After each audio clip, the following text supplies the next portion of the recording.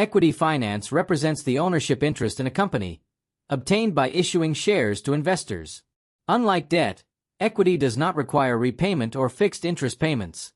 The two primary types of shares are ordinary and preference shares. Ordinary shareholders hold voting rights, participate in residual profits through dividends, and benefit from potential capital appreciation. Preference shareholders, in contrast, typically receive fixed dividends and have priority over ordinary shareholders in dividend payments and liquidation proceeds. However, they usually lack voting rights. Equity financing is a permanent source of capital, strengthening the company's balance sheet and reducing financial risk. It also enhances borrowing capacity by lowering leverage, though it can dilute control and earnings per share if new shares are issued. Ordinary shares are the backbone of equity financing, representing residual ownership in the company. Their dividends are discretionary, declared based on profitability and available distributable reserves. Ordinary shareholders assume higher risk but potentially higher returns, as their income is variable and linked to business performance.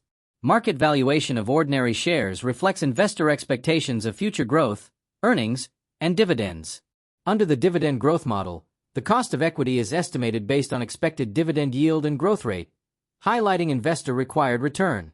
This market-based measure is essential in determining WACC and assessing the cost-effectiveness of equity versus debt financing. The volatility of ordinary shares underscores the importance of investor confidence and transparent reporting. Preference shares combine characteristics of both equity and debt. Cumulative preference shares entitle holders to receive arrears of unpaid dividends before ordinary shareholders. Non-cumulative types, conversely, forfeit unpaid dividends. Redeemable preference shares have a fixed maturity, while irredeemable ones provide perpetual capital. Convertible preference shares offer investors the option to convert into ordinary shares, balancing stability with growth potential. Although classified as equity in the issuer's financial statements if non-redeemable, preference dividends are not tax-deductible, making them costlier than debt.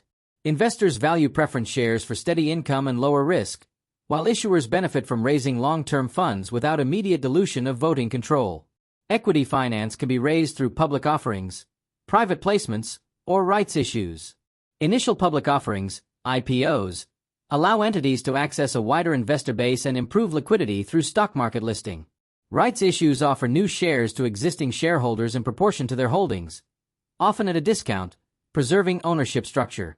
Private placements, on the other hand, involve selling shares directly to institutional investors, reducing administrative and regulatory burdens. The decision among these options depends on the entity's growth stage, investor appetite, and cost considerations. While IPOs enhance brand visibility and market credibility, they involve substantial legal, underwriting, and advisory fees. The main advantage of equity finance lies in its permanence. Funds do not have to be repaid, reducing bankruptcy risk. Moreover, it signals market confidence when investors are willing to subscribe to new equity. However, the cost of equity is typically higher than debt because shareholders expect compensation for greater risk exposure. Issuing new shares dilutes earnings per share and voting control, which may concern existing owners.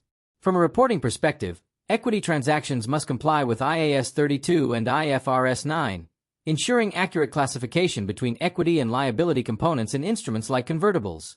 Transparency in share capital, share premium, and reserves helps investors assess the company's financial flexibility. Advisors play a critical role in equity issuance, including investment banks, legal experts, and accountants who ensure regulatory compliance, market timing, and pricing accuracy. They assist in preparing prospectuses, valuing shares, and managing investor relations during offerings. Equity financing decisions must align with strategic growth objectives and shareholder expectations. An optimal equity structure enhances corporate governance, supports long-term value creation, and sustains investor trust. Balancing the benefits of permanent capital with potential dilution requires careful financial planning and communication. In essence, equity finance underpins corporate sustainability, providing resilience and adaptability in dynamic market environments.